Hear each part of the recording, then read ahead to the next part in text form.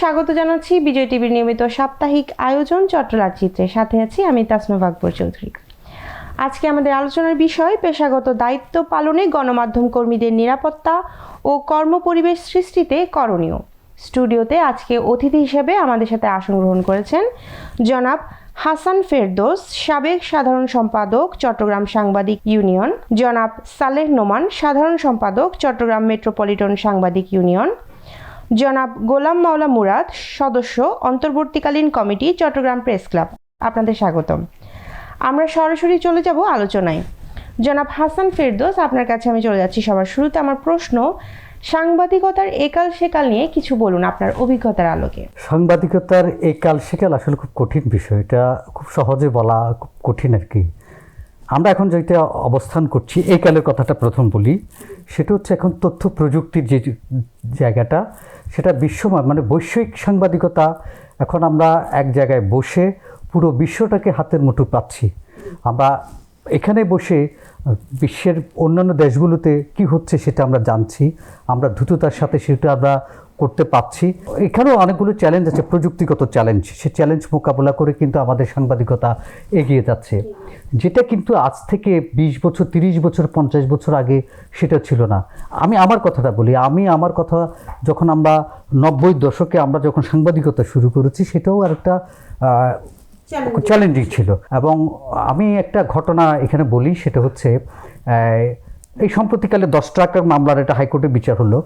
এটা আমরা যখন সাংবাদিকতা, আমাদের সাংবাদিকতার সময় এটা কিন্তু খুব বড় ধরনের চাঞ্চল্যকর ঘটনা। তো এইটা আমরা করতে গিয়ে দেখা গেল, এখন আমি যখন এটা পত্রিকায় কাজ করতাম, তখন এইটার যদি পিছনে ইনভেস্টিগেট করা, এই আর্মসগুলো কিভাবে ঢুকলো বা কিভাবে আসলো, এইটার জন্য আমাদেরকে প্রচুর কিন্তু খাটতে হয়েছে। বিভিন্ন জনের কাছে যেতে হয়েছে, বিভিন্ন জায়গায় কথা বলতে হয়েছে, এবং এক জায়গা থেকে এক জায়গায় কমিউনিকেশন করা, যাওয়া, এগুলো খুঁজে বের করা, সেটা কিন্তু একটা বিশাল কাজ, চ্যালেঞ্জ ছিল। কিন্তু আজকের দিনে কিন্তু আবার সেই জায়গাগুলোতে না, অনেক বেশি আমরা পজিটিভলি সেটাকে আমরা নিতে পারতেছি, আমরা করতে পারতেছি আমার দ্রুততার সাথে। এখন আমরা এখানে বসে এই ইউক্রেন যুদ্ধে কিয়েভে কয়টা রাশিয়া কিনজাল মিসাইল মারছে এবং কি কি জিনিস ঘটনা ঘটছে বা কয়টা দূতাবাস পুড়ে গেল, সেটা আমরা কিন্তু বলতে পারছি। এটা অনেক বেশি সহজ, এবং এইভাবেই কিন্তু সাংবাদিকতা অনেক তথ্য দ্রুত সহজ হয়ে পড়েছে আর কি। এবং এই চ্যালেঞ্জগুলো মোকাবেলা করে কিন্তু আমাদের সাংবাদিকতা কিন্তু এগিয়ে যাচ্ছে, সামনের দিকে এগিয়ে যাবে। এখন আপনি ধরেন এই যে অনুষ্ঠানগুলো আমরা লাইভও হচ্ছে, এবং এই লাইভগুলো আগে কিন্তু অনেকগুলো যেভাবে ইয়েগুলো নিয়ে হতো, এখন কিন্তু মোবাইলেও লাইভ হচ্ছে, তাহলে আমরা কিন্তু সেই কাজগুলো আমরা দ্রুততার সাথে আমরা আমাদের শ্রোতাদের কাছে, দর্শকদের কাছে আমরা তুলে ধরতে পারছি, মানুষদের কাছে এখন যে কোথায় কি হচ্ছে সেটা কিন্তু আমরা দ্রুততার সাথে পৌঁছে দিতে পারছি। তো এটা তো অনেক বেশি সহজলভ্য হয়ে গেছে, এবং এটা মূলত হচ্ছে প্রযুক্তির কারণে। এটা আমাদের এখানে টোটাল বৈশ্বিক কারণে সারা বিশ্বব্যাপী কিন্তু এটার ব্যাপক আমূল পরিবর্তন ঘটেছে, এবং সেটাকে আমরা যত পজিটিভলি নিতে পারি, পজিটিভলি গ্রহণ করতে পারি, সামনে এগোতে পারি, সেটাই আমাদের জন্য হবে যে আগামী দিনের এগিয়ে যাওয়ার পথ। জি, ধন্যবাদ হাসান ফেরদৌস আপনাকে। জনাব সালেহ নোমান, আপনার কাছে আমি চলে যাচ্ছি। আমার প্রশ্ন, গণমাধ্যম কর্মীদের নিরাপত্তায় কী ধরনের পদক্ষেপ নেওয়া যায় বলে আপনি মনে করেন? গণমাধ্যম কর্মীদের নিরাপত্তার প্রধান যে প্রতিবন্ধকতা, সেটি হচ্ছে অপরাধী চক্র। এখন এই অপরাধী চক্র কোথায় আছে, কারা অপরাধী, এই জিনিসগুলো আইডেন্টিফাই করা। এখন আমি যার বিরুদ্ধে নিউজ করব, অথবা একজন সাংবাদিক যার বিরুদ্ধে লিখবেন, ওই সাংবাদিকের দৃষ্টিতে উনি হচ্ছেন অপরাধী। হয়তো ওনার আরেকটি সামাজিক পরিচয় আছে, আরেকটি রাজনৈতিক পরিচয় আছে, আরেকটি ব্যাকগ্রাউন্ড আছে। এই যে নিরাপত্তার জায়গাটি, সেটি হচ্ছে ওই প্রতিপক্ষ যাকে নিয়ে আমি লিখবো, যাকে নিয়ে আমার লেখার সাবজেক্ট, ওনার মানসিকতা কিরকম, ওটার উপর নির্ভর করবে হচ্ছে প্রধান একদম যে নিরাপত্তাটা কিভাবে এনশিওর হবে একজন সাংবাদিকের। এখন একজন সাংবাদিক লিখলেন, এখন ওই প্রতিপক্ষ যদি খুব ড্যাশিং হন, খুব বেশি আগ্রাসী হন, খুব বেশি উদ্যত্ত হন, খুব বেশি অপরাধ প্রবণ হন, তখন উনি সাংবাদিককে আক্রমণ করার জন্য আসেন, সাংবাদিককে করার জন্য আসেন। এটি একটি বিষয় আছে। আমরা সাম্প্রতিক সময়ে আমরা যে বিষয়টা দেখি, সেটি হচ্ছে যে গত 15 বছরে সাংবাদিকতাটাকে যে জায়গায় নিয়ে যাওয়া হয়েছে, এটা গণমাধ্যম কে পরিবর্তন করে প্রচার মাধ্যম করা হয়েছে। একটি বিশেষ দলের বিশেষ গোষ্ঠীর প্রচার করবেন সাংবাদিকরা, এবং ওই গোষ্ঠীর যারা প্রতিপক্ষ আছেন তারা সাংবাদিকদের উপর হামলা করবেন। আমি যেটি মনে করি সেটি হচ্ছে এই আক্রমণ ঠেকানোর জন্য তো নিরাপত্তা নিশ্চিত করার জন্য প্রথম হচ্ছে সাংবাদিকদেরকে কোনো গোষ্ঠীবদ্ধ না হওয়া, কোনো দলের অনুগত না হওয়া, কোনো পক্ষের পক্ষপাতিত্ব না করা। তাহলে অপর পক্ষ আমাকে সমীহ করবে, অপর পক্ষ আমাকে ভয় করবে, অথবা অপর পক্ষ আমার আর গায়ের দিকে তেড়ে আসার সময় তাকে উনি চিন্তা করবেন যে না আসলে এমনি তো নিরপেক্ষ সাংবাদিকতা করছেন, তাহলে আমি কেন করব। আর যদি মনে করেন যে না আমি কোনো পক্ষের হয়ে গেছি, আমি আরেকটা পক্ষের দালালি করতেছি, সরি আমি শব্দটা ব্যবহার করলাম, তবে আমি আরেকটা পক্ষের হয়ে কাজ করছি, তখন কিন্তু ওই পক্ষের আরেকটা যে প্রতিপক্ষ থাকবে সে কিন্তু আমাকে তখন আন্ডার এস্টিমেট করবে, অথবা তখন আমি আর ওই যে সম্মানের জায়গা, যে মর্যাদার যে জায়গাটি, সেই জায়গাটিতে আমি আর থাকছি না। এই দ্বিতীয় হচ্ছে রাষ্ট্রে এখানে একটি গুরুত্বপূর্ণ রাষ্ট্র প্রশাসন যারা আছে তাদের এখানে একটি গুরুত্বপূর্ণ ভূমিকা আছে। তারা নিশ্চিত করতে হবে কোনো সাংবাদিককে যদি কোনো নিরপেক্ষ সাংবাদিকতা করে, অথবা রাষ্ট্রের আইন আছে যে সাংবাদিক যদি কোনো মত প্রকাশের স্বাধীনতা অপব্যবহার করেও থাকেন, তাহলে সেটি রাষ্ট্রের আইনে, সরকারের আইনে, দেশের আইনে, প্রচলিত আইনে সেটির বিচারের নিশ্চয়তা থাকতে হবে। তখন আর প্রতিপক্ষ আর সাংবাদিককে আক্রমণ করার জন্য আসবে না। এই জিনিসটি হলো মূলত বিষয়। ধন্যবাদ জনাব সালেহ নোমান আপনাকে। জনাব গোলাম মাওলা মুরাদ, আপনার কাছে চলে যাচ্ছে। আমার প্রশ্ন, নিরাপদ কর্ম পরিবেশ সৃষ্টিতে কারা অগ্রণীয় ভূমিকা পালন করে থাকেন, আপনি কি মনে করেন? সাংবাদিকদের নিরাপদ কর্ম পরিবেশ সৃষ্টি করাটা, প্রথমে যদি সাংবাদিকটা একটা রাষ্ট্রের নাগরিক, যদি আমি একজন নাগরিক হিসাবে ধরি, তাহলে একটা রাষ্ট্রের নাগরিকের নিরাপত্তার দায়িত্ব হচ্ছে সরকারের প্রথমত।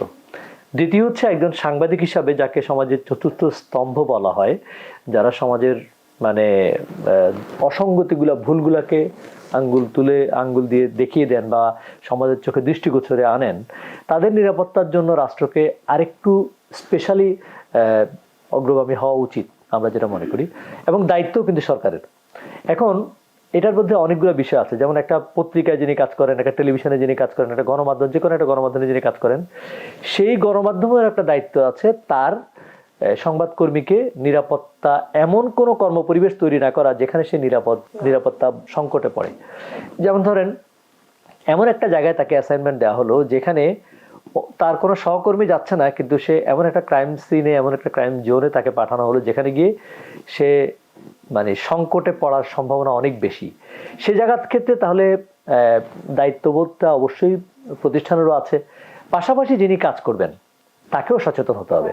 একজন সংবাদকর্মী হিসাবে তার নিজেরও একটা সিক্স সেন্স আছে, ওনাকেও বিবেচনা করতে হবে যে কোন জিনিসটা উনি কতটুকু পর্যন্ত যাবেন, অর্থাৎ ওনার লিমিট কতটুকু, সেটা যদি উনি বিবেচনায় আনেন, তাহলে নিজেকে, প্রথম কথা হচ্ছে আগে যদি আপনি নিজে নিরাপদ না থাকেন, তাহলে নিরাপদ কর্মপরিবেশ যদি আপনি না পান, অতিরিক্ত রিস্কে গিয়ে যদি আপনি কাজ করেন, তাহলে তো প্রথমত আপনি নিজে আগে নিরাপত্তাহীন হয়ে গেলেন। তাহলে নিরাপত্তাহীন হয়ে গেলে আপনার প্রতিষ্ঠানকে আপনি কি জিনিস দিবেন, জাতিকে আপনি কি জিনিস দিবেন, সেটা তো দেওয়াটা প্রথমত আপনার দায়িত্ব। প্রতিষ্ঠান তো আবার এটা বুঝবে না যে ও আহত হয়ে গেছে কিন্তু আমার নিউজটা মিস যাবে, এটা কিন্তু প্রতিষ্ঠান আবার চাইবে না। প্রতিষ্ঠান চাইবে রিস্ককেও আপনি হয়তো কভার করবেন, পাশাপাশি নিউজটাও আপনি কভার করবেন। তাহলে প্রথমত দায়িত্ব হচ্ছে রাষ্ট্রের, দ্বিতীয় দায়িত্ব হচ্ছে প্রতিষ্ঠানের, তৃতীয় দায়িত্ব হচ্ছে একজন সংবাদকর্মী। যৌথভাবেই মূলত দায়িত্বটা নিতে হবে। ধন্যবাদ গোলাম মাওলা মুরাদ আপনাকে। এই পর্যায়ে নিয়ে নিচ্ছি ছোট্ট একটা বিরতি। দর্শক, বিরতির পর ফিরে আসবো আবারও। চোখ রাখুন বিজয় টিভির পর্দায়।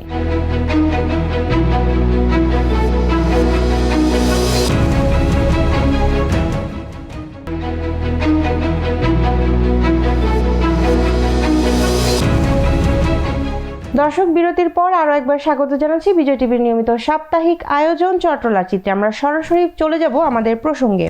জনাব হাসান ফেরদৌস, আপনার কাছে আমি আরও একবার আসছি। আমার প্রশ্ন, একজন আদর্শ সাংবাদিকের কী ধরনের গুণাবলী থাকা উচিত বলে আপনি মনে করেন? আদর্শটা হচ্ছে এটা আপেক্ষিক। আমি আদর্শ কিনা বা একজন লোক আদর্শ কতটুকু, সে তার নৈতিকতা কাজের মধ্য দিয়ে সেটি প্রমাণ করবে।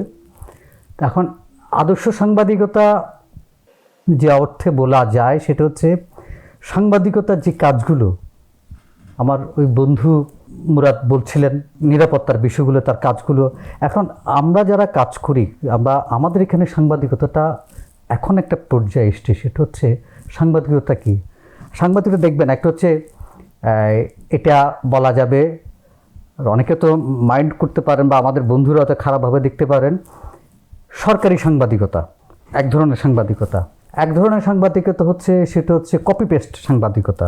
আরেক ধরনের সাংবাদিকতা হচ্ছে অনুসন্ধিৎসু মন থাকতে হবে, ঘটনার পেছনে যেতে হবে।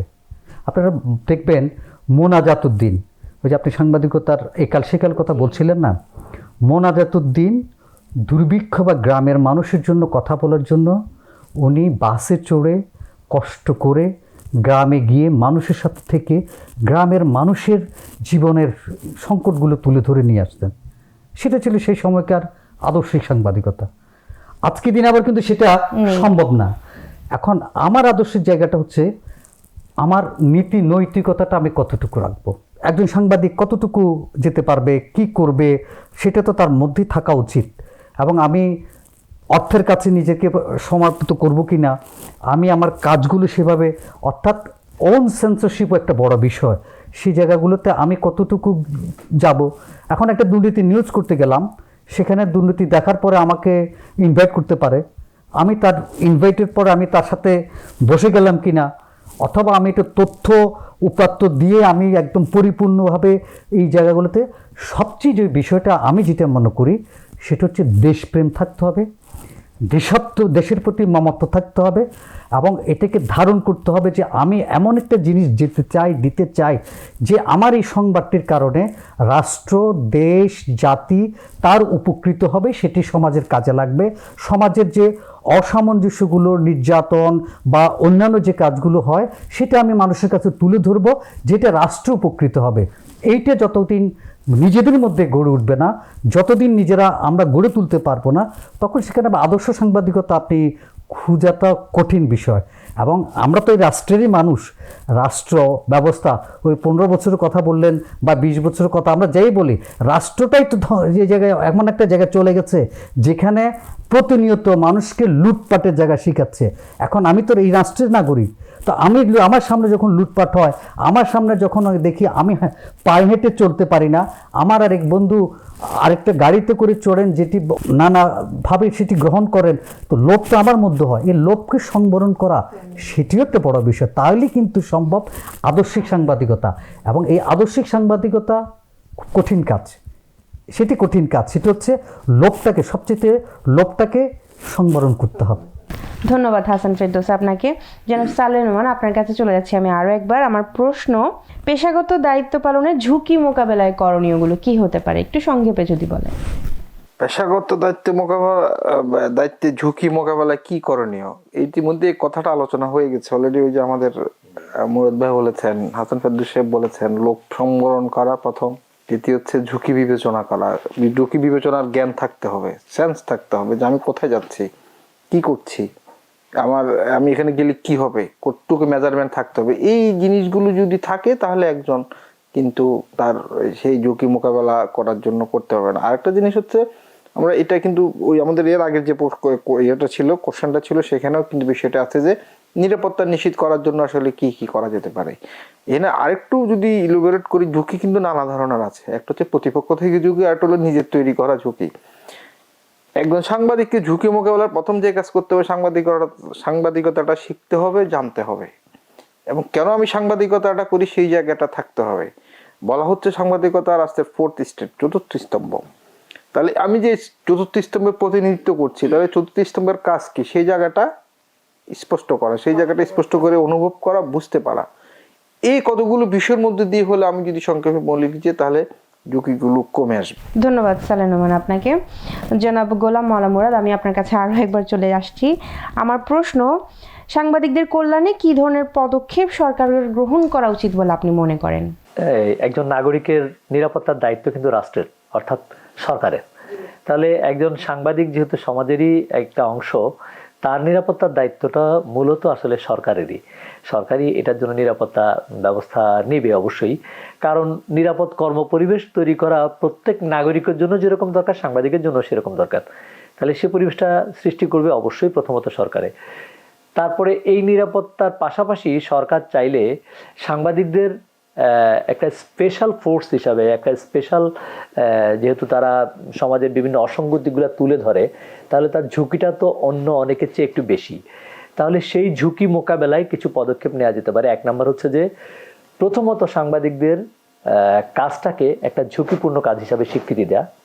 দ্বিতীয় হচ্ছে এই ঝুঁকি মোকাবেলায় প্রত্যেক প্রতিষ্ঠানে, গণমাধ্যম প্রতিষ্ঠানে একটা ঝুঁকি ভাতা দেওয়ার ব্যবস্থা করা, যেটা অষ্টম ওয়েজ বোর্ডের পরে মনে হয় একটা ইয়েতে প্রপোজালও দেওয়া হয়েছিল, সেটা হয়েছে কিনা আমি জানি না, সেটা করার ব্যবস্থা করা। প্রত্যেক প্রতিষ্ঠানকে বাধ্য করতে পারে যে তারা যেন সংবাদকর্মীদেরকে অতিরিক্ত ঝুঁকিপূর্ণ যে কাজগুলো রয়েছে, যেগুলোতে গেলে সংবাদকর্মীরা ঝুঁকির সম্মুখীন হবে, সেগুলোতে যেতে বাধ্য না করেন। অর্থাৎ কর্মপরিবেশ তৈরি করে তারপর তাকে যেন সেখানে যাওয়ার ব্যবস্থা করেন। অর্থাৎ তাকে যেন এমন পরিস্থিতিতে, কারণ একজন সংবাদকর্মী তো তার প্রতিষ্ঠানেরই জব করেন, এখন প্রতিষ্ঠান প্রধান যদি তাকে একটা অর্ডার করেন, প্রতিষ্ঠান প্রধান যদি তাকে একটা অ্যাসাইনমেন্ট দেন, তাহলে সে তো সেখানে যেতে বাধ্য। তাহলে এমন একটা পরিস্থিতি তৈরি করতে যদি বাধ্য করা হয় যেখানে সে গেলে প্রচুর ঝুঁকি রয়েছে, কিন্তু প্রতিষ্ঠান তাকে সেই ঝুঁকি ভাতা দেবে না, ঝুঁকির রিস্কটা নেবে না। সাপোজ আপনাকে একটু বলি, মনে করেন এখান থেকে এয়ারপোর্টে আপনাকে একটা অ্যাসাইনমেন্টে পাঠানো হলো একজন সংবাদকর্মীকে। প্রতিষ্ঠান জানে বা সবাই জানে যে সেখানে যদি এই কাজটা, যে কাজটাতে ঝুঁকিপূর্ণ কাজটাতে দেয়া হলো, কারণ সেটা হচ্ছে যে কেপিআই প্রতিষ্ঠান। এখন আপনাকে বলা হলো যে ভিতরে ঢুকে একটা বিমানের দুর্ঘটনা হয়েছে, সেটার ফুটেজ নেন, অথবা বিমান বাহিনীর ভিতরে বলা হলো যে আপনি ঢুকে একটা ফুটেজ নেন। প্রতিষ্ঠান জানে যে সেখানে যাওয়াটা রিস্কি এবং সেখানে যাওয়াটার কোনো সুযোগ নেই, কিন্তু আপনাকে অ্যাসাইনমেন্ট দিয়ে দিল, তাহলে আপনি কি সেটা পারবেন? পারবেন না। তাহলে সেই ঝুঁকি মোকাবেলায় একজন সংবাদকর্মী যেরকম দায়িত্ব নেবেন, রাষ্ট্র এবং প্রতিষ্ঠানকে সেভাবে বলতে পারে যে এই ধরনের কাজে সাংবাদিকদেরকে জোরপূর্বক নিয়োজিত করা যাবে না। তো এরকম রাষ্ট্র চাইলে অনেকগুলা পদক্ষেপ নিতে পারে, যেসব পদক্ষেপ গ্রহণ করলে আমি মনে করি সংবাদপত্রের বা সংবাদ মাধ্যমের, গণমাধ্যম কর্মীদের যে ঝুঁকিটা বর্তমানে রয়েছে সেটা অনেকাংশে কমে আসবে। ধন্যবাদ গোলাম মাওলা মুরাদ আপনাকে। দর্শক, এ পর্যায়ে চলে যাচ্ছি একটি বিজ্ঞাপন বিরতিতে, ফিরে আসবো আবারও। চোখ রাখুন বিজয় টিভির পর্দায়।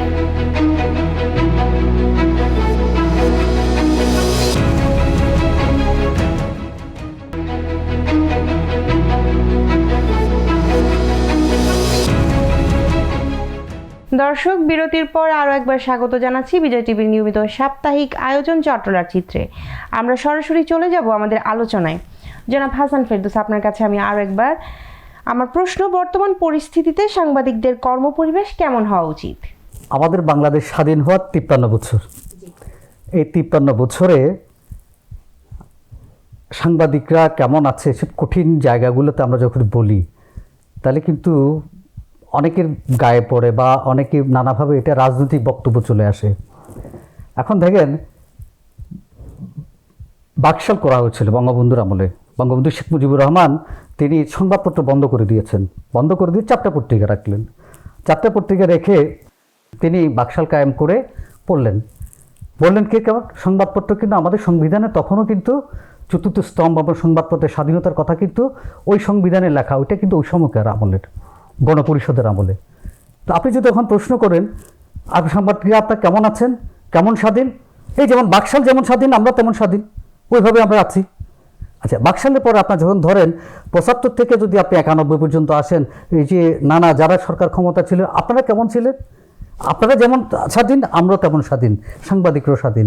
91 থেকে আপনি ধরেন এই যে আমাদের 2016 বা আওয়ামী লীগ আমলে আপনারা কেমন ছিলেন? আওয়ামী লীগ যেমন স্বাধীন ছিল আমরা সাংবাদিকরা তেমন স্বাধীন ছিলাম।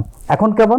এখন ছাত্ররা যেমন দেশটা পরিচালনা করছে তা এখন স্বাধীন। দেখেন, এই সংবাদপত্রগুলো হচ্ছে কি জানেন, রাষ্ট্র ক্ষমতায় যারা থাকে তাদের নানা ধরনের অপকর্মগুলো সেটি যাতে বাইরে মানুষ জানতে না পারে, সেটি নানাভাবে তারা কলা কৌশল তারা তৈরি করে। আপনাদের মনে আছে যে 57 ধারা, সেটি 57 ধারা করা হচ্ছিল, কথা বললে কিন্তু 57 ধারায় মামলা হবে। আওয়ামী লীগে সেইটাকে বলে না 57 ধারা হবে না, আমরা সাংবাদিককে স্বাধীন সংবাদপত্র করে দেব। কী হলো? আইসিটি তথ্য প্রযুক্তি আইন করলো, তারপর এটাকে আরও একটু মডার্ন করলো। করার পরে আপনি যখনই কোনো সংবাদপত্র কোনো কিছু বলেন, টেলিভিশন বলেন, সংবাদপত্র বলেন, সেখানে বলেন, এবং সবচেয়ে বেশি বেশি বেশি মামলা হচ্ছে সাংবাদিকদের বিরুদ্ধে আওয়ামী লীগ আমলে। সবচেয়ে আওয়ামী লীগ আমলে সাংবাদিকরা বেশি নিষ্পেষিত হচ্ছে। অথচ আওয়ামী লীগ কিন্তু সবসময় বলতো যে আমাদের আমলে মুক্ত সাংবাদিকতা আছে। আপনি বৈষম্যমুক্ত আন্দোলন হলো, 5 তারিখে ঘটনা ঘটলো, 5 তারিখে শেখ হাসিনা পালিয়ে গেল, আমরা কতটুকু সংবাদপত্র স্বাধীন? এখন যা দেখছেন তাই স্বাধীন? এখন ওই আওয়ামী লীগ আমলে আওয়ামী লীগের মতো, এখনকার আমলে এখনকার মতো। রাষ্ট্র ব্যবস্থাটাকে মানসিকভাবে পরিবর্তন করতে হবে। রাষ্ট্র যারা পরিচালনা করেন, রাষ্ট্র যারা নিয়ন্ত্রণ করেন, সরকার যারা পরিচালনা করেন, তাদের মাইন্ডসেট হচ্ছে সাংবাদিকরা তাদেরকে শত্রু মনে করে, সাংবাদিকরা মনে করে তাদের এই যে আকাম কুকাম নানা ঘটনা রটনা তারা সাংবাদিকদের তুলে দেয়। এখানে দল মত হাবি জাবি এবং এখানে বিভাজন আছে। আমি একটু বড় হয়ে যেতে পারবো, এখানে আবার বিভাজন আছে। এখানে অমুক দল তমুক দল, অমুক পার্টি তমুক পার্টি, এই বিভাজন করে সাংবাদিকদের মধ্যে বিরোধ সবসময় তৈরি করে রাখা হয়। এবং ওই তৈরি রাখার পর একটা সুবিধা আছে যে এইটা ওদেরকে রাখলে আমার পক্ষে সুবিধাটা হবে, আমি বলবো, এবং আমার ওই দলের সাথে আমি ওই দলের সাথে বিদেশে সফর যেতে পারবো, আমি কিছু সুযোগ সুবিধা পাবো, আরেকজন পাবে না। অর্থাৎ মূলত হচ্ছে আমি একই কথা বলি, সেটা হচ্ছে রাষ্ট্র ব্যবস্থা যারা পরিচালনা করবেন তাদের মাইন্ড স্যাটিসফাইড যতদিন হবে না, তাহলে ততদিন পর্যন্ত আমরা যতই কথাই বলি আমরা স্বাধীন, তাদের যেভাবে স্বাধীনতা দেন সেভাবেই আমরা স্বাধীন। ধন্যবাদ হাসান ফেরদৌস আপনাকে। জনাব সালেহ নোমান, আপনার কাছে চলে যাচ্ছি আমি। আমার প্রশ্ন, একজন শিক্ষার্থী কেন সাংবাদিকতাকে পেশা হিসেবে বেছে নেবেন এবং এর চ্যালেঞ্জগুলো কি হতে পারে? একজন শিক্ষার্থী কেন নেবেন সেটি আমি কেন নিয়েছি এটি ব্যাখ্যা করলে মনে হয় এটির একটি উত্তর পাওয়া যাবে। সেটি হচ্ছে আসলে আমাদের অনেকগুলো পেশা আছে, যেমন ডাক্তার, উনি চিকিৎসা নিয়ে থাকেন মানুষের, আইনজীবী আইন পেশা নিয়ে থাকেন, প্রকৌশলী প্রকৌশলগত বিষয় নিয়ে থাকেন, পুলিশিং করেন, বিচারক বিচার করেন। তো সাংবাদিকতাটাও এরকম একটা পেশা। বাট সাংবাদিকতাটা হচ্ছে এমন একটি পেশা যেটি সব কিছু নিয়ে কোশ্চেন করার, সব কিছু নিয়ে কথা বলার অধিকার দেয়। আমি একজন পুলিশকে জিজ্ঞেস করতে পারবো আপনার কাজ কেমন যাচ্ছে, আপনি কাজ এটা কেন করলেন, ওইটা কেন করলেন, জিজ্ঞেস করা যাবে, কেউ আমাকে কোশ্চেন করবে না। কিন্তু একজন পুলিশ যদি ডাক্তারের কাজ নিয়ে জিজ্ঞেস করবো যে আপনার কাজ তো ডাক্তারি, আপনার কাজ তো পুলিশিং, আপনি পুলিশিং করেন। আমি একজন চিকিৎসককে কোশ্চেন করতে পারি, একজন চিকিৎসা সম্পর্কে জানতে পারি, কথা বলতে পারি, মতামত রাখতে পারি। এই যে একটি অবাধ একটি জায়গা তৈরি করে দেয়, এটি হচ্ছে একমাত্র সাংবাদিকতাটা মানুষকে, সাংবাদিকতাই পারে এবং সাংবাদিকই পারেন মানুষকে এইভাবে একটি মানে একটি অবস্থা, সামাজিক অবস্থা যেটা সামাজিক শিক্ষিত। তাহলে এই যে একজন শিক্ষার্থী, এটি একটি আমি মনে করি যে ইটস এ বিগ একটি অপরচুনিটি এবং এটি একটি বড় একটি ক্ষেত্র তৈরি করে দিচ্ছে মানুষকে যে এই বিষয়। আচ্ছা, আরেকটি হচ্ছে আমি একজনের কাকে উপকার করা যায় অনেকের, সেটি লিখে, সেটি আমার একজন সাংবাদিকের বিভিন্ন জায়গায় অ্যাক্সেস আছে, প্রশাসন অ্যাক্সেস আছে, আমার বিভিন্ন জায়গায় রাজনৈতিক নেতাদের কাছে অ্যাক্সেস আছে, আমি রাষ্ট্রের পলিসি নিয়ে আমি কথা বলতে পারি। কোনো পুলিশ যদি কাকে অত্যাচার করে, কোনো ভিকটিমের পক্ষ হয়ে আমি কথা বলতে পারি, অ্যাডভোকেসি করতে পারি। এই যে কতগুলো বিষয় আছে, আমি মনে করি যে এক কথায় সংক্ষেপে তো অনেকগুলো ব্যাখ্যা আছে, বললে অনেক কথা বলা যাবে। এটি হলো একদম অন্যতম কারণ, যেটি হচ্ছে একজন শিক্ষার্থী এই সুযোগটি চালিয়ে নিতে পারে। জি, ধন্যবাদ সালেহ নোমান আপনাকে। জনাব গোলাম মাওলা মুরাদ, আপনার কাছে আমি একদম একই প্রশ্ন নিয়ে আসলাম যে শিক্ষার্থীরা কেন এটাকে গ্রহণ করতে চায়? শুধু একটা বিষয় একটু বলবো, যে কোনো প্রফেশনেরই যিনি যে প্রফেশনে আছেন, এই যে একটু আগে সালেহ নোমান যেটা বলছিলেন, ডাক্তার, ইঞ্জিনিয়ার বা যে প্রফেশনে আছেন, সে শুধু ওই প্রফেশনটাই জানেন। আর সাংবাদিকতাটা হচ্ছে আসলে মাল্টি ডাইমেনশনাল একটা প্রফেশন। এটা হচ্ছে যে আমরা সাংবাদিকতার ভাষায় এটাকে বলি jack of all trades master of none. মানে আপনি কোনো বিষয়ে একদম মাস্টার হয়ে যেতে হবে না, বাট সব বিষয়ে আপনাকে জানা থাকতে হবে যদি একজন সাংবাদিক হতে চান। তাহলে একজন শিক্ষার্থী যার এ ধরনের আগ্রহ আছে, যে মনে করে যে আমি সমাজের জন্য কিছু করব, আমি দেশের জন্য কিছু করব, আমি জাতিকে কিছু উপহার দিব এবং সকল ক্ষেত্রে আমি বিচরণ করতে চাই, অনেকটা মুক্ত বিহঙ্গের মতো একটা স্বাধীন পেশা।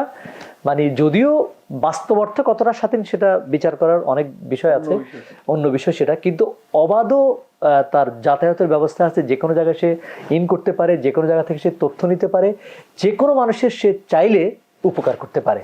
এবং সে কারণেই একজন শিক্ষার্থী যদি মনে করে যে তার ভিতরে এই নোবেল প্রফেশনে যাওয়ার একটা চিন্তা আছে, সে নিজের জন্য, সমাজের জন্য, ব্যক্তির জন্য, রাষ্ট্রের জন্য সে কিছু দিতে চায়, ভবিষ্যৎ প্রজন্মের জন্য সে কিছু দিতে চায়, তাহলে সে এই প্রফেশনে আসতে পারে। আর সাংবাদিকতাটাতে আগে যেরকম ছিল যে সাংবাদিকতায় আর্থিক দৈন্যতাটা একসময় ছিল, এটা সত্যি, সবাই স্বীকার করেন, কিন্তু এখন সে অবস্থাটা নেই। বাস্তবতা বদলেছে, পরিস্থিতিও বদলেছে, এখন হাউসগুলো চেঞ্জ হয়েছে, হাউস পলিসিও চেঞ্জ হয়েছে, সে কারণে এটার ক্ষেত্রটা অনেক ওয়াইড হয়েছে, রেভিনিউ বেড়েছে, ওয়াইড হয়েছে। সে কারণে আমি মনে করি একজন শিক্ষার্থী যদি মনে করেন যে প্রফেশনে মানে ভালো কিছু করার তার সুযোগ আছে, তার আবার আগ্রহটাও থাকতে হবে।